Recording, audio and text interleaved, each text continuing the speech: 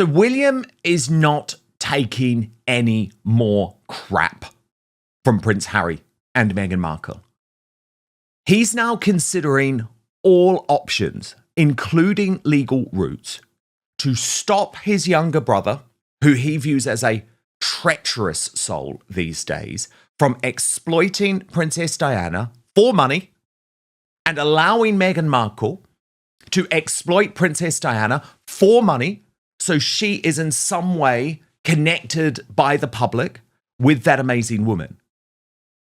And this is all about the fact that Harry is going against an agreement that was made by the brothers at the 20th anniversary of Diana's death to no longer exploit her memory, to stop talking about her for good. But William has learned of this plan by Harry and Meghan to mark the 30th anniversary of Diana's death next year with a major documentary series likely for Netflix, which of course does go against that principled agreement. Now, what's interesting to me, and what we're going to discuss today, is whether William actually would be able to do this. Because of course he can appeal to Harry's morality, but does Harry have a sense of morality anymore? I would argue not, after the way that he has trashed his own family for the past 6 years. Legally, does what was a gentleman agreement made in public really mean that Harry could be stopped from doing this? I would be surprised. But I'm going to take you through this reporting, then we'll get analysis from our royal mastermind and Prince Harry's biographer, Angela Levin. But this is very interesting reporting from Radar Online, which says that Prince Harry is set to lawyer up on Prince Harry to stop him and Meghan churning out what they describe as a sickening Princess Diana 30th death anniversary doc. Now, this story is written by Aaron Tinney, a long-time British tabloid reporter with connections to the royal family. I need you to do something for me right now. It is free, it is easy, it is simple. Just hit that subscribe button on YouTube. That's because over 50% of you watching this video haven't done that yet. And he writes, Prince William is said to be prepared to take legal advice over plans by his brother Prince Harry to produce a documentary marking the 30th anniversary of their mother, Princess Diana's death. Project sources have told Radar Online the future king finds the project sickening and deeply depressing and distressing. Their words actually are distressing, I should get that right. Harry and his wife Meghan are understood to be developing the Diana documentary project as part of their multi-million-dollar deal with the streaming service following their decision to step back from royal duties. Sources said the film would examine Diana's life, her treatment by the media and the monarchy, and the impact of her death on her sons. According to insiders, the prospect of revisiting Diana's story in a commercial production has reopened old wounds between the brothers. But one source said Harry, I would argue Meghan, is determined to proceed. Harry is utterly convinced that commemorating his mother is something he has an inherent right to do as her son. In his mind, Diana's memory is not the property of the institution or something that requires his brother's consent. He strongly resists the idea that the palace or anyone else should have the authority to decide how her life is remembered or presented. The source added William's growing anger over the prospect of the film being in planning has been intensified by Markle's role behind the scenes. And that's interesting to me, because I think William would concede that Harry at least has a right to talk about their mother. But for William, the idea that Meghan is going to keep trying to piggyback on Diana, which is something that she has done now for some time, is of course going to be disturbing. And the source added, what has struck a nerve for William is the extent of Meghan's role in the project. He feels that allowing her to influence or derive any benefit from Diana's legacy crosses a deeply personal boundary, and he experiences it as a betrayal of his mother rather than a tribute. And I think it is. Because what you've seen from Harry and Meghan is that they have tried to exploit Diana's memory to back up their bid for the destruction of the British royal family. And I repeat for those of you who believe Harry's narrative that Diana was highly critical of her husband, King Charles, and yes, publicly made clear that she believed he should never take the throne because he was going to marry this divorcee in Camilla, and that the crown should pass directly to William. But did she ever try and destroy the British monarchy? Absolutely not. Quite the opposite. Another insider said Harry's motivations stem from long-held grievances. Harry has long felt that his mother's life and death have been poorly handled by those meant to protect her. He believes that at critical moments when Diana needed empathy and support, the institution failed to provide it. As a result, he does not see the monarchy as a credible custodian of her legacy and is adamant that her story should be told outside palace structures. Well, you can understand that that is how Harry is going to feel, right?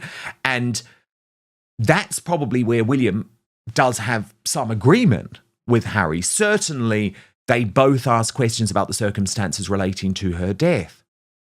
But what this article misses is the fact that that's the reason William and Harry produced these two landmark documentaries, one for the BBC, one for ITV, for the 20th anniversary, because that was their option of actually preserving her legacy. That was how they chose to do it. And so to say now that in some way that 20th anniversary documentary was hijacked by the palace is just wrong. They've already done it. Harry is doing this for money. Meghan is doing this for money and clout. I need you to do something for me right now. It is free. It is easy. It is simple. Just hit that subscribe button on YouTube. That's because over 50% of you watching this video haven't done that yet. Radar Online goes on to report that that position places Harry directly at odds with William. Sources said the Prince of Wales views the project as exploitative. Well, it clearly is.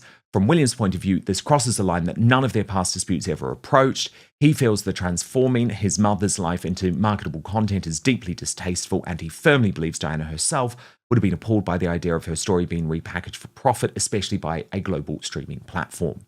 The involvement of Netflix has further inflamed tension, and this is where things get interesting, because, of course, the company also produced The Crown, a dramatization of royal history that William is widely reported to dislike.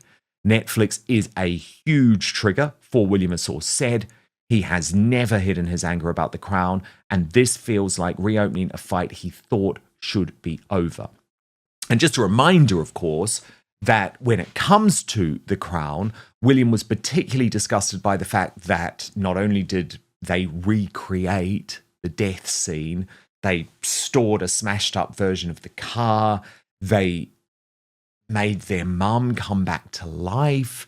They were really creepy in terms of the presentation of Carol Middleton in the drama to suggest that she in some way had conspired with Catherine in order to meet William. So there's a whole load that William doesn't like about The Crown. But I think he doesn't disagree that, of course, a private company can do whatever they want. The difference is that William felt that Harry was almost endorsing The Crown. Do you remember in that interview with James Corden when he was asked if he watched it, and he actually said, yeah, I have.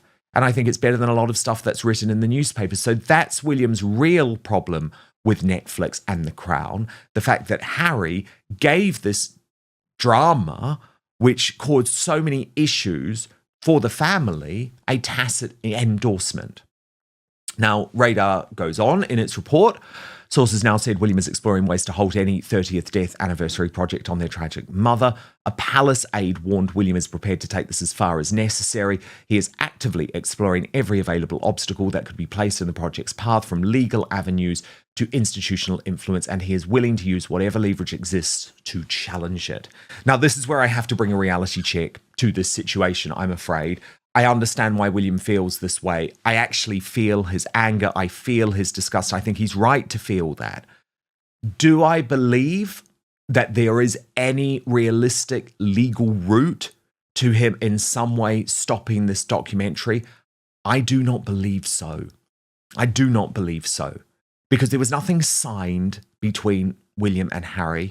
It was a gentleman's agreement made public between brothers.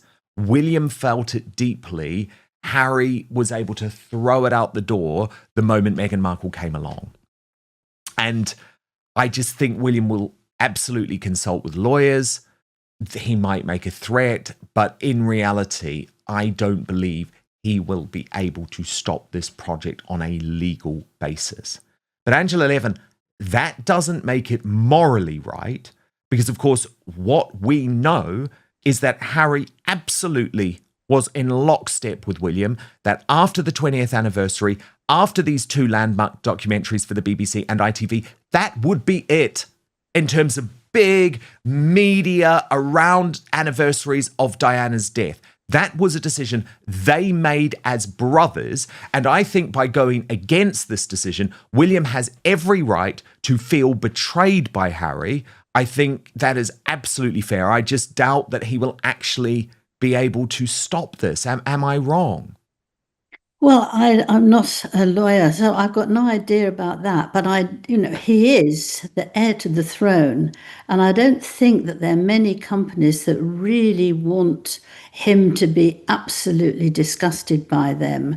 I don't think that's a good idea for anybody, and I would hope that if he couldn't do it via legal things, that actually to be very, very sure how you could actually affect something like that, that someone would not want to have that for the heir to the throne, or even next year. I hope not, but you never know. But Harry has no shame about this stuff, Angela, does he? No, but the company that's doing it might not want to do that, because it would be very difficult for them should they want to do anything else. If they wanted to come to anything that he was at. Okay, so this is a really interesting point, Angela. William, so what you're saying is William could effectively appeal directly to Netflix or whatever streaming giant was going to take this on. The slight problem with that, of course, is that now that there's a first look arrangement in place rather than an exclusive deal, Harry and Meghan, if Netflix turned it down, could offer it up to Apple TV or Amazon. But it is an interesting point, because Netflix has gone into business with Idris Elba and King Charles on this new documentary. And you're right, they might not want to rule out future projects with William and Catherine. So you're saying perhaps the warning could be made directly to Netflix. I hadn't thought of that. I'm sure about that. And the other thing is that there are excuses why Meghan can't do that, because she's shown very much that she doesn't like the royals, and she's, looking after this. She can't do what's going to be necessary in such a big film. And I think you can say that she's going in with a wrong attitude because she doesn't like the royal family, and you can go through several hundred things of how she's been about the royal family, that she's going in with a very different decision of how she's going to show it. She's going to show it about the family that is going to be disgusting. She's going to say it about nobody looking after her or saying, how are you, like you just mentioned before. That's that. And also that she has destroyed Harry. I think you can possibly do something like that, because he is so different from what he was, and he's going in there. He might have a certain amount of absolute rights that he can do, but Meghan doesn't. So you can say that actually I don't want this, and which channel will want to do that? No, it's a good point. It's a good point. I actually think you're completely right, Angela. That's where the appeal should be, actually, because there are only a few of these companies, and Amazon recently did the big special with King Charles, narrated by Kate Winslet. So there's some type of relationship there.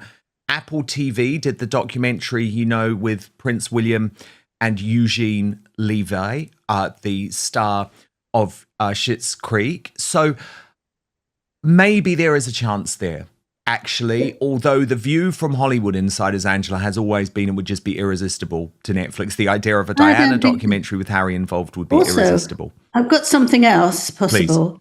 Please. There is Harry. If he does do this, William will never let him do anything for the royal family. Absolutely nothing. So he's got to think about that carefully. He has to think about the repercussions of his actions, although I think maybe Harry is understanding that the horse has bolted on that front, Angela. I did want to ask you too about this new video of Harry released by the Halo Trust. And it's not so much what he says, Angela, but how he looks. I mean, of course, it's a very important cause, but do you agree with Nancy Sidley saying that Harry doesn't look well? He looks extremely ill, doesn't he? There's no life in his face. He's very pale and he looks, it's not really concentrating on things. He sounds as if he does, but he just looks that he can't do anything, actually. He's in a very bad state. Yeah, indeed. Now, Angela, I have to talk to you about what is going on with Richard Eden, the diary editor of the Daily Mail, who has quite brutally turned on Andrew Mountbatten, Windsor's daughter, Beatrice and Eugenie. I'll show you how in a little moment. But he posted on X, I've defended Princess Beatrice for years, but after reading the Epstein files, I now feel betrayed. It's time for her and her sister Princess Eugenie to speak out. That actually prompted Naomi Sky 15 to say Beatrice was leaking to Richard Eden. She is the source of all the negative Catherine stories as well. I always thought it was her mother. Of course, we don't have evidence of that, but it's interesting to see how this turning from Richard is being viewed. But he made a couple of videos about this, Angela, explaining his position. So let's just look at the first. I'd just like to say one thing. Oh, yes, please. Completely and utterly. Come in, Angela. Yeah. Actually, I have never known a journalist who would say, you know, they cheated on me, they told me the wrong thing. I mean, when you're a journalist, you talk to the person. If you feel that they're going to do that, you don't do it, you don't write it. So he's actually saying she's absolutely messed me up because I trusted her. Well, I think somehow if you're a journalist, you're always in, you know, is it 90-10 or 50-50 or something? But it's a very, very brave and difficult thing to say. That's what I wanted to say. Yeah, no, that's a really interesting point, Angela. And it does, I guess, add to this feeling, well, was there something else going on there? Do you know what I mean? Like, was she leaking story? Yeah, I totally hear what you're saying. I mean, Angela, I actually do agree with the thrust of his argument. I've said for some time this idea that Beatrice and Eugenie were just totally innocent parties in this. I don't personally agree with that because of their age. But I also understand it's difficult given it's their parents. Yes, I mean, it's very hard to say if you have parents who behave like that, whose sexual behavior is just disgusting. What do you do? I mean, I think I'd walk out, but that's me. I'm a walk out sort of a person. But I understand that they didn't want to. But what is very difficult to say, and I've written it out here, the things that they didn't actually like, what he feels that he's been so badly talked about, because of his. That despite hoping the princesses would not take after their parents, the evidence suggests that they are too deeply connected to their parents' scandalous dealings.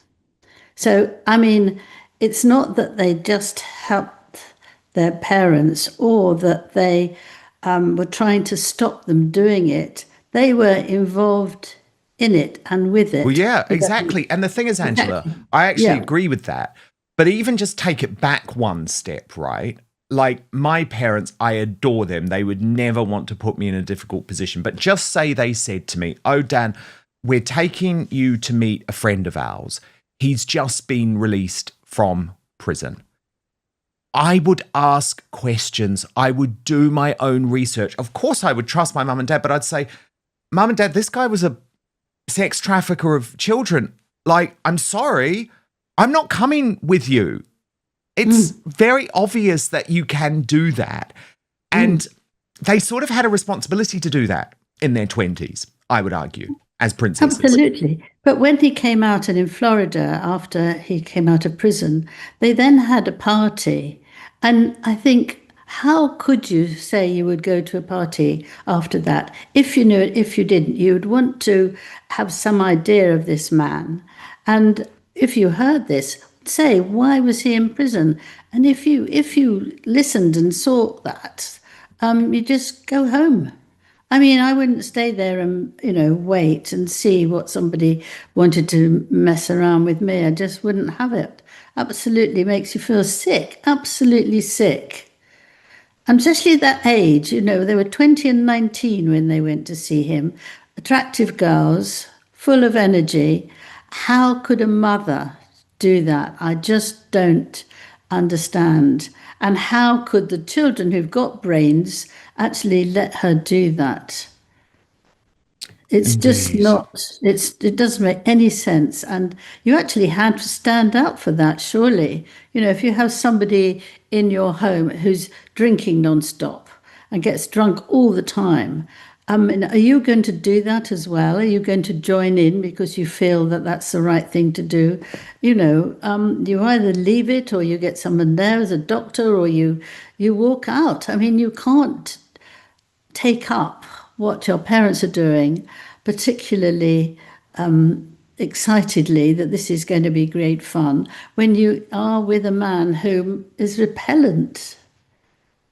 Yeah, that's the thing, Angela. There were warning signs for them, and I feel desperately sorry for them in terms of this idea that they have to now in some way separate themselves from the parents who they love. That's incredibly difficult. Where I don't feel sorry for them is the decisions that they made, because as adults, you make your choice, and you made your choice to go and have lunch with this paedophile, this prolific paedophile, days after his release from jail.